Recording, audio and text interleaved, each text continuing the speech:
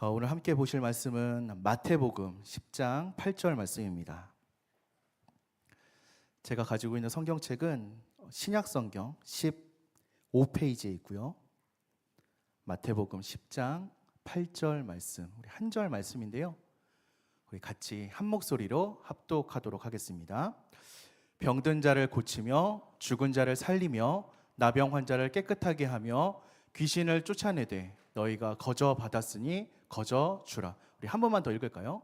병든 자를 고치며 죽은 자를 살리며 나병 환자를 깨끗하게 하며 귀신을 쫓아내되 너희가 거저 받았으니 거저 주라. 아멘. 벌써 2주 전인데요. 우리 2주 전에 이 자리에서 함께 전도를 향한 마음을 담아서 구호도 외치고 찬양도 했었죠. 기억들 나시나요? 네, 벌써 다 잊어버리신 것 같은 표정인데, 그래서 우리 2025년 대망의 전도 구호가 정해졌습니다. 기억하시죠? 가자 가자 가자 가자. 아멘입니다. 우리가 외친 이 말씀처럼 우리가 세상을 향하여서 나아가 14일 뒤에 있을 우리 대각성 집회 새생명 축제를 위해서 전도와 복음 전파에 힘을 쓰는 우리 정령교회가 되었으면 좋겠고요. 또 그날 이 자리가 또 풍성하게 또 우리의 기쁨을 올려드리는 축제의 자리가 되기를 소망합니다. 그럼 우리가 그들을 향하여서 또 세상을 향하여 나아가서 전해야 되는 것이 무엇이냐? 우리가 뭘 전해야 될까요? 우리가 전할 것은요, 다름 아닌 천국 복음이죠. 천국은요, 주님이 이 땅에 오신 목표입니다. 세상 사람들이 천국을 알고 천국을 누리게 하는 것이 이 땅에 오신 주님의 목적이었습니다. 그 천국은요, 우리 교회에서 시작이 되었고요, 또 우리 심령 가운데서 시작이 되는 것입니다. 오늘 우리가 함께 읽은 말씀에는 그 치유의 역사가 바로 천국의 증표이고, 또 우리가 전해야 하는 복음의 핵심이 바로 우리가 함께 읽은 이 말씀 가운데 있는 줄로 믿습니다. 예수 그리스도를 믿고 의지할 때 우리의 삶에는 변화가 있는 것이죠. 그 변화를 누리고 또 그 변화를 전하고 그 삶을 보여주면서 살아가는 것이 바로 그리스도인으로서 우리가 이 세상을 살아가는 모습이 되어야 할 줄로 믿습니다. 오늘 우리가 함께 읽은 말씀의 상반절 말씀인데요, 제가 좀 읽어드리겠습니다. 병든 자를 고치며 죽은 자를 살리며 나병 환자를 깨끗하게 하며 귀신을 쫓아내되. 예수님께서는요, 오늘 말씀 가운데 제자들을 파송하시면서 이 네 가지의 명령을 통하여서 그들의 사명을 알려주셨습니다. 여기 네 가지 명령어가 나오는데요, 다시 한번 말씀 보여주시겠어요? 네 가지의 명령이 뭐냐면요, 고쳐라, 그리고 살려라, 이게 원어로는요 일으켜라 라는 말로 되어 있고요, 깨끗하게 하라, 그리고 쫓아내라, 이 네 가지의 명령입니다. 이 명령들은요, 이 세상을 살아가고 있는 사람들의 불행한 삶을 고쳐주길 원하시는 하나님의 마음이 담겨져 있는 사역입니다. 누구를 고칩니까? 병든 자를 고치고요. 누구를 일으키냐면요, 죽은 자를 일으킵니다. 누구를 깨끗하게 하냐면요, 나병 환자를 깨끗하게 하고요. 누구를 쫓아내야 하냐면 귀신 들린 자, 귀신에게 붙잡힌 바 된 그 삶에서 귀신을 쫓아내야 합니다. 천국의 복음을 맛보지 못해서 이 땅 가운데서 행복을 누리지 못하는 사람들의 대표적인 네 가지의 모습이자 네 가지의 특징입니다. 그래서 주님은 병든 자를 고치셨고 죽은 자를 살리셨고 나병 환자를 깨끗하게 하셨고 귀신을 쫓아내는 사역을 감당하셨습니다. 그래서 저는 먼저 우리들에게 이 은혜가 있기를 소망합니다. 그리고 이 은혜를 경험해서 이 은혜의 삶을 나누어주고 전해줄 수 있는 우리가 되기를 소망합니다. 그렇다면 주님께서는 왜 이 네 가지의 모습에 집중하셨을까요? 사실 이 네 가지는요, 모두 상징적인 의미를 가지고 있습니다. 이들이 가지고 있는 공통점은 뭐냐면요, 바로 죄에 대한 결과라는 사실입니다. 혹시 오늘 말씀을 마주하면서요, 우리 가운데 이런 모습이 남아있지는 않은지 돌아보는 우리가 되길 소망합니다. 혹여 우리도 이를 통하여서 행복을 누리고 있지 못하진 않은지, 우리 가운데에도 불행이 고백되고 있지는 않은지 살펴보길 소망합니다. 먼저 이 네 가지의 모습을 좀 볼 텐데요, 먼저 병든 자입니다. 병든 자의 모습. 죄로 인하여서 허약해진 우리를 가리키는 표현입니다. 죄인들은 누구나 연약합니다. 그리고 허약합니다. 우리는 우리의 인생이 참 강할 것이라고 생각하고 강할 것을 기대하면서 살아가지만 우리의 인생처럼 허약하고 연약한 것도 없는 것 같습니다. 세상을 호령하는 권력자도 일개, 한낱의 바이러스 앞에 무너지는 것이 우리의 인생이죠. 아무리 돈이 많다 하더라도 병을 이길 수는 없고요. 아무리 가진 것이 많다 하더라도 다가오는 질병을 막을 수는 없습니다. 저는 어린 시절부터 왼쪽 귀가 잘 안 들리는데요. 악성 중이염이라는 병 때문에 계속해서 좀 괴로움을 당하고 있습니다. 그래서 조금만 무리를 하거나 좀 감기가 심하게 오면 지금도 여지없이 중이염이 옵니다. 중이염에 걸리면요, 어지럽고 심한 통증이 있고요, 또 구토 증상까지 올 때도 있습니다. 제 병은요, 굉장히 간단한 병입니다. 고막 뒤에 물이 차는 병이죠. 고막 뒤에 물이 찬다라는 이 한 가지 사실 때문에 저는 삶의 전체에서 불편함을 느끼고 있습니다. 근데 제가 가지고 있는 병은 좀 불편한 정도라고 하지만 뇌출혈처럼 뇌에 혈관이 막히거나 그것이 터지는 질병이 우리에게 찾아오면 어떻게 되겠습니까? 어제까지 건강했던 사람도 쓰러지는 것이, 그런 사람도 불구가 되는 것이, 죽음으로 이어지는 것이 바로 질병입니다. 그리고 성경은요, 죄와 병이 관련되어 있다라고 이야기하고 있고 또 모든 질병의 주관자가 하나님이 되고 계심을 밝히고 있습니다. 구약의 말씀 가운데에서는 죄를 지은 왕과 백성들을 심판하기 위하여서 하나님께서 질병을 허락하시는 모습을 보여주시고요. 또 마가복음 2장 5절 또 9절의 말씀처럼 예수님께서는 중풍병자를 고치시면서, 자막이 안 나오나요? 네. 말씀 속에서 중풍병자에게 이렇게 말씀하시죠. 내 죄 사함을 받았다. 병을 고쳐주시면서 너의 죄가 사함을 받았다라고 말씀하시고 이 죄를 병과 연결시켜 주십니다. 요한복음 5장 14절도 마찬가지죠. 베데스다 목가에서 38년 된 병자를 고치시면서 다시는 죄를 범하지 말라라고 말씀하십니다. 모든 질병이 하나님의 징계라고 말할 수 없고요, 또 개개인의 죄의 결과라고 말할 수는 없지만 이 땅의 질병은 죄악을 향한 하나님의 뜻을 품고 있다는 것을 우리는 기억할 수 있어야 합니다. 두 번째로는 죽음입니다. 죽음은 죄로 인한 하나님과의 단절을 의미합니다. 창세기 2장 17절의 말씀에서 선악을 알게 하는 나무의 열매는 먹지 말라. 내가 먹는 날에는 반드시 죽으리라 하시니라. 하나님의 명령을 어긴 아담, 하와가 선악을 알게 하는 나무의 열매를 먹은 후에 하나님께서는 이렇게 말씀하십니다. 창세기 3장 19절의 말씀인데요, 하반절 말씀입니다. 너는 흙이니 흙으로 돌아갈 것이니라. 우리는 죄의 대가로 죽음이 우리에게 주어졌음을 기억합니다. 하나님과 분리되어 있는 영적인 죽음, 그리고 육체와 영혼이 분리되는 육적인 죽음, 바로 그것이 우리가 마주해야 하는 죽음입니다. 그리고 우리는 이미 모두 영적으로 죽음을 경험한 사람들입니다. 왜냐하면 죄로 말미암아 하나님과의 관계가 끊어졌기 때문입니다. 그 영적인 죽음의 결과가 바로 육적인 죽음이죠. 우리의 몸이 아무리 살아있다 할지라도 우리가 하나님을 누리지 못하고 살아간다면, 하나님과 연결되어 있지 않다면, 하나님과 이어져 있지 않다면 우리도 영적으로 죽어있는 사람이 될 수밖에 없습니다. 오늘 본문이 말하고 있는 죽은 자가 바로 이런 사람들입니다. 그렇게 우리는 죽은 자를 살리는 자들이 되어야 합니다. 하나님과 끊어진 관계를 연결시켜 줄 수 있는 사람들이 되어야 하고요, 내 스스로가 하나님과 끊어져 있지는 않은지 나의 생명을 살펴볼 수 있어야 합니다. 세 번째로는 나병인데요, 나병은 죄의 부패성을 알려주는 상징이죠. 레위기의 말씀에서 유독 두 가지의 질병을 부정하다라고 여기는데요, 유출병, 그리고 또 한 가지가 바로 나병입니다. 유출병은 죽음을 나타내는 병으로서 말씀 안에서 피는 언제나 생명과 연관되어 있기 때문에 이 피를 흘리는 유출병을 죽음과 관련되어 부정하다라고 여겼고요, 또 한 가지는 이 나병입니다.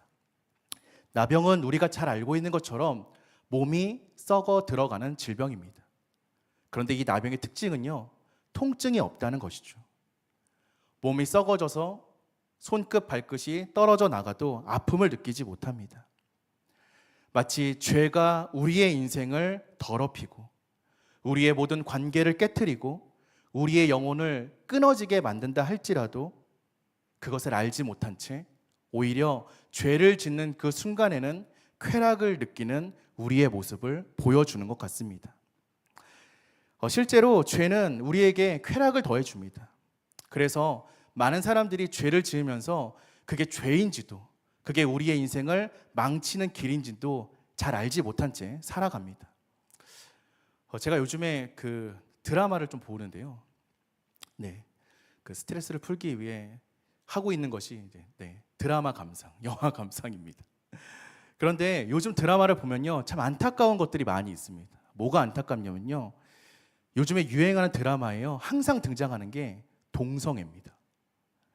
그리고 요즘 굉장히 이슈가 되는 드라마의 주된 주제예요, 안락사라는 것이 등장합니다. 또 예전부터 계속해서 등장하죠. 낭만이 넘치는 폭력배들이 항상 드라마와 영화에는 가득합니다. 근데 참 안타까운 건 뭐냐면요, 그런 것들이 참 그럴싸하게 보인다라는 사실입니다.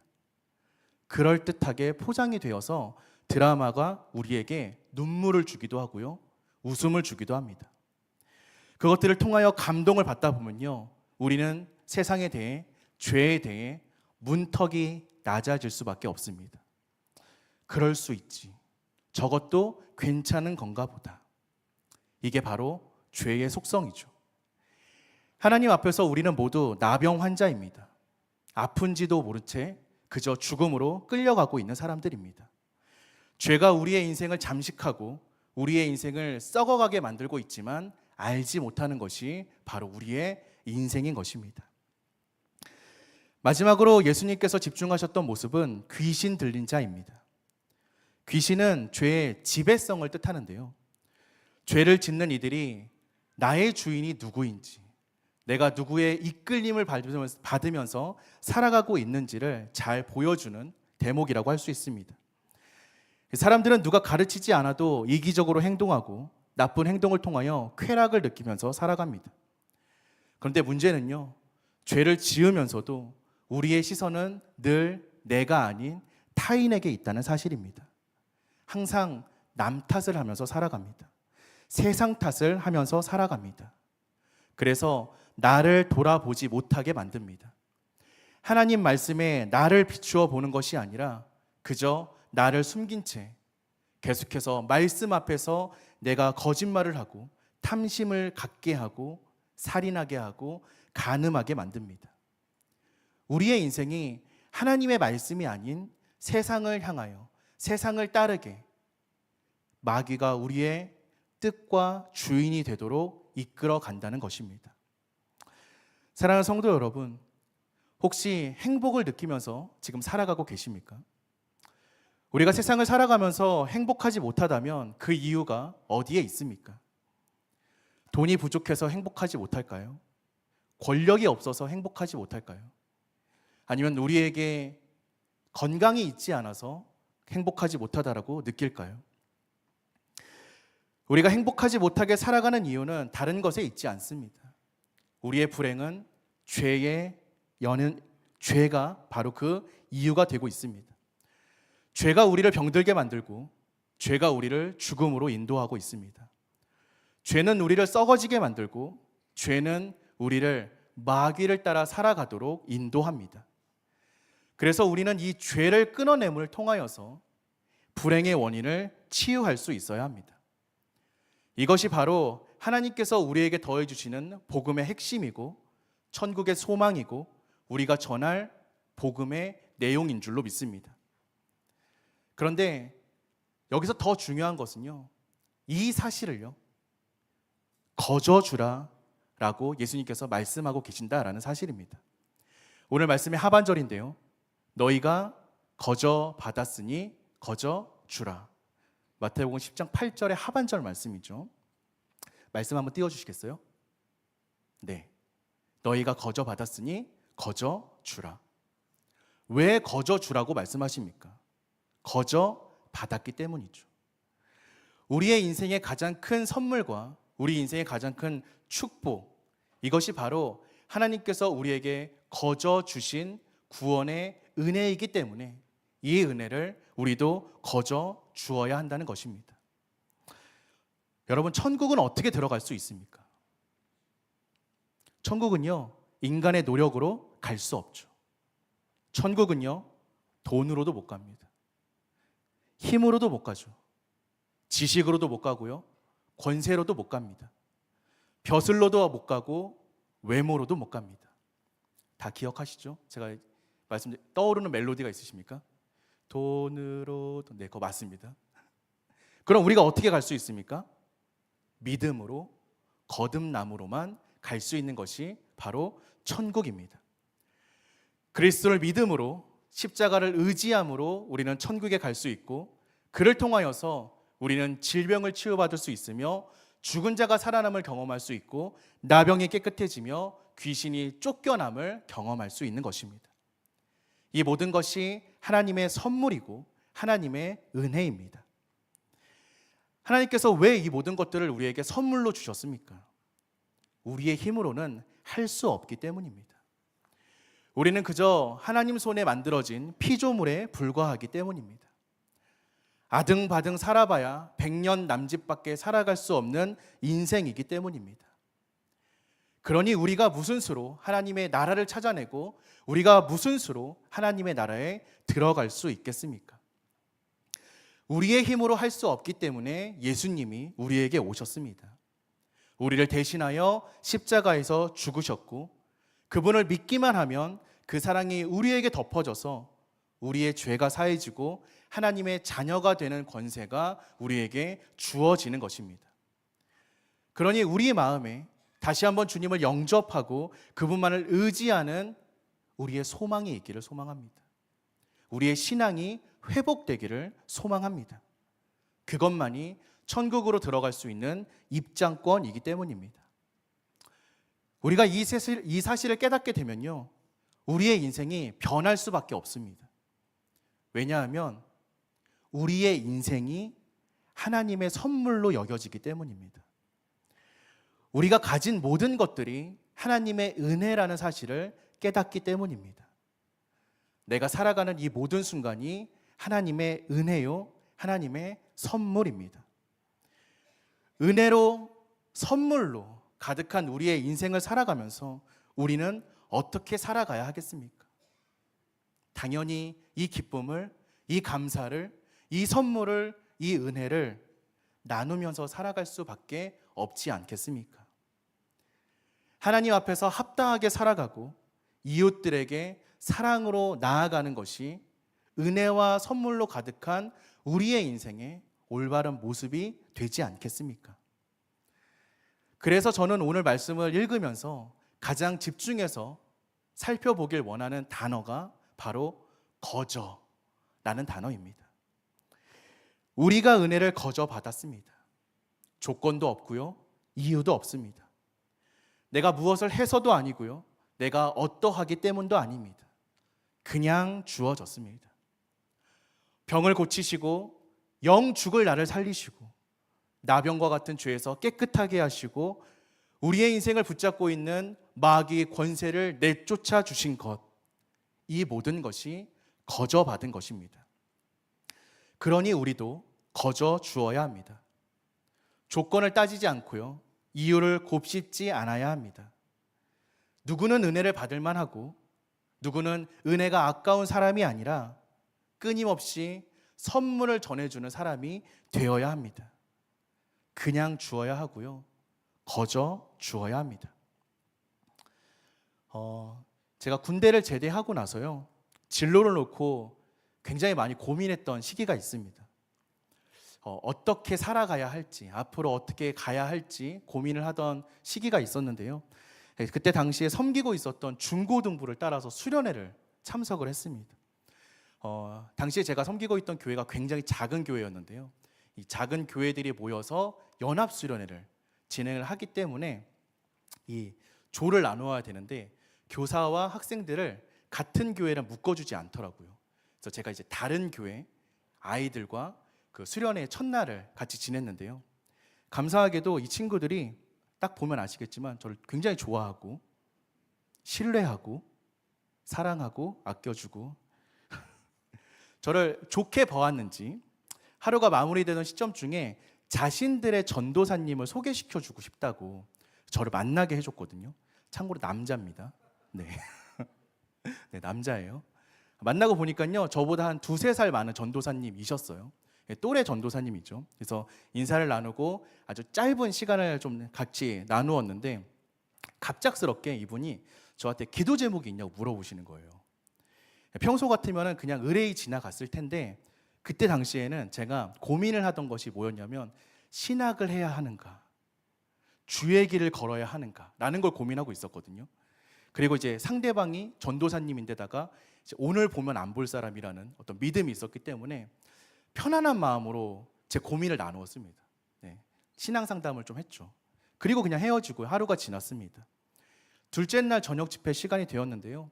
이제 중고등부 학생들을 데리고 갔기 때문에 그 아이들을 붙잡고 막 이제 기도를 해주고 있었어요. 돌아다니면서. 네, 어느 순간 갑자기 누가 제 어깨에 손을 탁 올리는 겁니다. 순간적으로 느꼈습니다. 뒤돌아보지 않아도 알 수 있었습니다. 어제 그 전도사님이구나. 그리고 그분이 하시는 기도를 첫 마디를 딱 듣고요. 제가 펑펑 울었습니다. 첫 마디가 아직도 잊혀지지 않는데요. 이렇게 기도하시더라고요. 주의 길을 걷고자 하는. 거기까지만 기억납니다. 그때부터 울었거든요. 엉엉 울었습니다. 아이들과 함께 갔던 수련회이기 때문에 교사로서 아이들을 위해서 기도를 해줘야 됨에도 불구하고 아무것도 하지 못한 채 그냥 엉엉 울었습니다. 엉엉. 하루 그 밤새도록 기도회가 끝날 때까지 일어나지 못했어요. 기도를 마치고 수련회에서 돌아온 저는 신학을 시작했고요. 지금의 저에 이르게 되었습니다. 수련회를 마치고요. 그 전도사님을 찾아갔습니다. 너무 궁금했어요. 왜냐하면 그냥 지나가듯이 하는 내용이었고 이야기였기 때문에. 그리고 의뢰할 수 있는 이야기잖아요. 기도 제목이 뭐예요? 하고 우리의 삶을 나누는 것은. 왜 그렇게까지 저를 찾아와서 기도를 해 주셨는지 물어봤거든요. 근데 그분이 그렇게 말씀하셨어요. 그냥 했대요. 그냥 해주고 싶었대요. 자기를 위해서도 많은 사람들이 기도해 주는 사실을 알고 있기 때문에 나도 누군가를 위해서 기도를 해주고 싶었는데 저와 이야기를 하고 나서 그냥 해주고 싶었대요. 저의 어떠함 때문도 아니었고요. 어떠한 이유 때문도 아니었어요. 그냥 그러고 싶었대요. 조건도 이유도 없이 그저 자신이 받은 은혜를 알고 있기 때문에 다른 이에게 기도라는 은혜를 베풀었던 그분의 기도를 통하여서 저는 혼란스러웠고 복잡했던 그 시기를 마치고 하나님을 향해 달려갈 수 있게 되었죠. 사랑하는 성도 여러분, 혹시 여러분들께서는 복음을 전할 이유를 찾고 계십니까? 여러분들이 누군가를 위해 기도해 주기 위한 이유를 찾고 계시지는 않으십니까? 여러분들 마음속에 정해놓은 어떤 조건에 합당한 사람들을 생각하고 있지는 않으십니까? 그런 사람들 말고요. 그냥 오늘 여러분들이 만나는 그분, 내일 만나게 되는 그분들에게 그냥 전하시기 바랍니다. 여러분들이 받은 사랑을, 여러분들이 받은 은혜를 그냥 전해 주시기 바랍니다. 여러분들이 그렇게 그냥 전해 주실 때 우리에게 거저 주신 하나님께서 반드시 일하실 줄로 믿습니다. 우리의 진짜 행복은요, 나눌 때 주어지는 것 같습니다. 우리가 사랑을 나눌 때, 은혜를 나눌 때, 말씀을 나눌 때, 우리의 삶을 나눌 때, 기쁨을 나눌 때, 평안을 나눌 때, 신앙을 나눌 때, 그렇게 우리가 나눌 때에 우리에게 참된 행복이 주어지는 것 같습니다. 그래서 세상 속담에도 그런 말이 있잖아요. 기쁨을 나누면 2배가 되고 슬픔은 나누면 절반이 된다고요. 나아가 그 나눔이요, 줌이 될 때 행복은 더 커지는 것 같습니다. 내가 가지고 있는 이 사랑을 전해줄 때, 다른 이에게 복음을 전해줄 때, 사랑하는 자녀들에게 신앙을 전해줄 때, 내가 가지고 있는 나의 것을 전해줄 때 우리의 행복은 정말로 커지는 것 같습니다. 저는 개인적으로 가장 행복한 순간이요, 저희 아내랑 저희 아들들에게 선물 줄 때가 너무 행복하거든요. 제가 가지고 싶은 거가 생기면요, 장바구니에 담아놓고 6개월 정도 고민하고 비교해보고 그러고도 살까 말까를 다시 한번 고민하게 되는데, 저희 아들들이 뭐 갖고 싶다고 그러면요, 뒤도 안 돌아보고 결제해 줍니다. 왜냐하면요, 그걸 받았을 때 그 아이들이 행복해하는 그 모습을 보면서 제가 더 행복하기 때문입니다. 그런데 선물을 주다 보니까요, 행복에도 좀 차이가 있는 것 같더라고요. 어떤 차이가 있냐면요, 그냥 아무거나 줄 때랑요, 좋은 걸 줄 때 느껴지는 감동이 다르더라고요. 언제가 더 좋을 것 같으세요? 좋은 거 줬을 때. 그때 제가 느껴지는 기쁨과 행복도 더 커지더라고요. 여러분들에게 있는 가장 좋은 것은 무엇입니까? 여러분들이 가지고 있는 가장 좋은 것, 가장 귀한 것, 하나님의 나라가 아닙니까? 복음 아닐까요? 그것을 전함으로써 우리는 세상이 줄 수 없는 행복을 누릴 수 있다라고 저는 믿습니다. 사랑하는 성도 여러분, 우리가 세상을 향하여서 주어야 하는 것은 바로 천국입니다. 그리고 천국의 능력인 줄로 믿습니다. 병든 자를 고치는, 그리고 죽은 자를 살리는, 나병 환자를 깨끗하게 하는, 귀신을 쫓아내는 그 복음, 그 천국이 바로 우리가 전해 주어야 하는 복음의 본질인 줄로 믿습니다. 그럼 우리가 복음을 전해 주어야 하고 우리가 천국의 능력을 전해 주어야 하는 사람들은 어디에 있습니까? 주위를 둘러보면서 아직까지도 이유와 조건을 따지고 계십니까? 우리도 누군가에게 이 천국을 거저 받았기에 우리는 이 천국을 거저 줄 수 있어야 합니다. 여러분들이 천국을 마주했던 순간을 한번 떠올려 보시기 바랍니다. 가족에게, 친구에게, 지인에게, 혹은 그냥 지나가는 행인에게 하나님의 이름을, 하나님의 말씀을 듣지 않으셨습니까? 이제 우리도 이 천국과 치유를 거저 줄 수 있어야 합니다. 가족에게, 친구에게, 지인에게, 혹은 그냥 지나가는 행인에게. 사랑하는 정륜의 가족 여러분, 바라기는 먼저 여러분들에게 천국의 능력이 임하기를, 천국의 치유가 누려지기를 소망합니다. 하나님께서 여러분들의 병을 치유해 주시기를, 영 죽을 수밖에 없는 우리의 인생을 사망에서 건져 주시기를, 더러운 죄에서 깨끗하게 하여 주시기를, 우리를 옥죄고 있는 모든 마귀의 권세를 쫓아내 주시기를 바랍니다. 그리고 그 회복과 치유의 역사를 전하는 저와 여러분 되시기를 소망합니다. 14일 남았습니다. 14일 뒤에 있는 새생명 축제, 우리가 거저 받은 것을 거저 주는 축제의 자리가 되기를 소망합니다.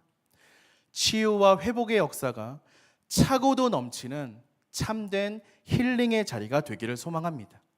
그리고 그를 위하여서 함께 기도하고 함께 준비하고 함께 나아가는 우리 정륜의 공동체가 될 수 있기를 주님의 이름으로 간절히 축원드립니다. 우리 함께 기도하겠습니다. 사랑이 많으신 아버지, 오늘 주님의 말씀을 마주하였으니 이 말씀 붙잡고 살아갈 수 있는 우리가 되게 하여 주시옵소서.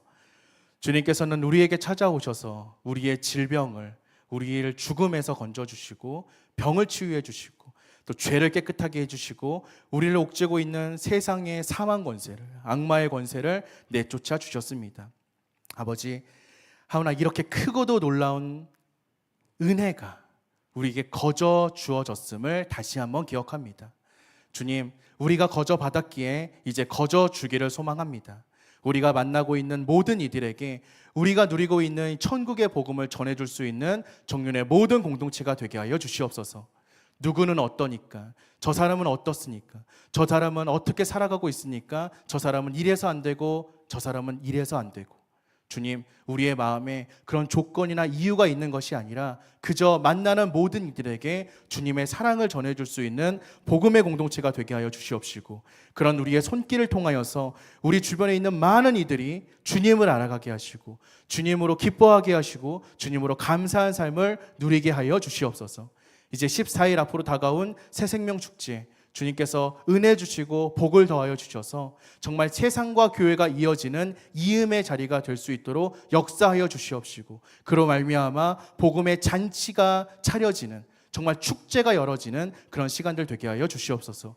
또한 주님 바라고 원하는 것, 다음 주 이 시간에도 청청 새생명 축제가 진행이 됩니다. 주님, 그 자리 가운데에도 함께하여 주셔서 다음 세대를 살아가고 있는 그들이 다른 세대가 되지 아니할 수 있도록 주님께서 말씀으로 붙잡아 주시옵시고 동행하시고 임재하시는 시간으로 삼아 주시옵소서. 언제나 함께하여 주실 주님의 은혜에 감사를 드리오며 이 모든 말씀 우리 주 예수 그리스도 이름으로 기도드립니다. 아멘.